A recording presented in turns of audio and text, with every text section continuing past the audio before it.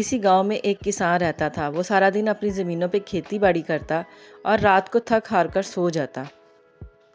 اس کا ایک ہی بیٹا تھا جو اس کو بہت تنگ کرتا تھا۔ وہ اس کی وجہ سے بہت پریشان رہتا تھا۔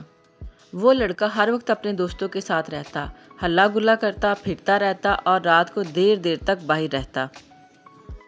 ایک دن وہ رات کو بہت دیر سے گھر آیا۔ کسان اس کی وجہ سے بہت پریشان تھا۔ آدھی رات کو جب وہ گھر آیا تو اس نے دروازہ بجایا۔ کسان نے اس سے پوچھا کہ تم اب تک کہاں تھے؟ اس نے کہا کہ میں اپنے دوستوں کے ساتھ تھا۔ کسان کہنے لگا کہ آج میں تمہارے دوستوں سے ملوں گا۔ بیٹا بولا، بابا اس وقت تو بہت دیر ہو چکی ہے، سب لوگ سو چکے ہوں گے، اس وقت رات کے 2 بج رہے ہیں۔ کسان نے کہا، کوئی بات نہیں بیٹا، اچھا دوست تو وہ ہوتا ہے جو ہر وقت اپنے دوست کے کام آنے کے لیے تیار رہتا ہے۔ میں ابھی تمہارے دوستوں سے ملوں گا۔ اس نے اپنے باپ کو منانے کی بہت کوشش کی لیکن وہ نہیں مانا۔ پھر وہ مجبوراً اپنے باپ کے ساتھ چل پڑا۔ وہ اپنے دوست کے دروازے پر گیا اور اس نے دروازہ بجانا شروع کر دیا۔ اندر سے پوچھا گیا کہ کون ہے؟ لڑکے نے اپنا نام بتایا اور بتایا کہ میں فلاں فلاں کا دوست ہوں اور اس سے ملنے آیا ہوں۔ اندر سے کوئی آواز نہ آئی۔ اس نے پھر سے دروازہ بجایا۔ اس وقت کسی نے غصے سے کہا کہ وہ اب سو چکا ہے، آپ صبح آنا۔ لیکن بات اب عزت کی تھی۔ اس نے کہا کہ ایمرجنسی ہے اور ضروری کام ہے، اس لیے اسے بھیج دیں۔ اندر سے آواز آئی کہ کچھ بھی ہو وہ ابھی نہیں آ سکتا۔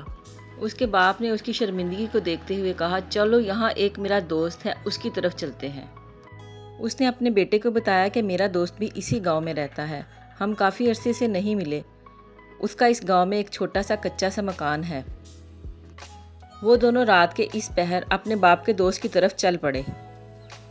جب وہ وہاں پہنچے تو اس نے اپنے دوست کا دروازہ بجایا۔ اندر سے ایک مردانہ آواز آئی کہ کون؟ اس کے باپ نے بتایا کہ میں ہوں تمہارا فلاں فلاں دوست۔ اس کے بعد اندر سے کسی ڈنڈے کی آواز آئی لیکن دروازہ پھر بھی نہیں کھلا۔ لڑکے نے اپنے باپ کی طرف دیکھا اور طنزیہ ہنسا۔ تھوڑی ہی دیر کے بعد کسی نے دروازہ کھول دیا۔ اب ایک بوڑھا شخص باہر نکلا اور آتے ہی میرے باپ کے گلے لگ گیا اور کافی دیر تک لگا رہا۔ اس نے میرے باپ سے کہا کہ مجھے معاف کر دینا، مجھے دروازہ کھولنے میں تھوڑی دیر ہو گئی تھی۔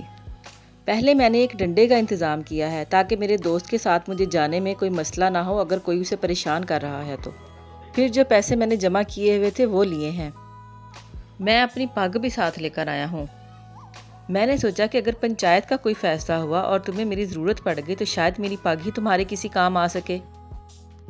اس کی محبت دیکھ کر اور دوستی دیکھ کر میری آنکھوں میں آنسو آ گئے۔ میری شرمندگی دیکھ کر میرا باپ اس سے اچھے طریقے سے ملنے کے بعد مجھے لے کے اپنے ساتھ گھر آ گیا۔ پھر اس نے مجھے بیٹھ کر سمجھایا کہ دیکھو دوست وہ نہیں ہوتا جو ساری ساری رات آپ کے ساتھ باہر پھرتا رہے اور ضرورت پڑنے پر ہری جھنڈی دکھا دے کہ میں ساتھ نہیں ہوں۔ دوست تو وہ ہوتا ہے جو ہر مشکل میں آپ کے ساتھ کھڑا ہو، چاہے کسی بھی حال میں ہو۔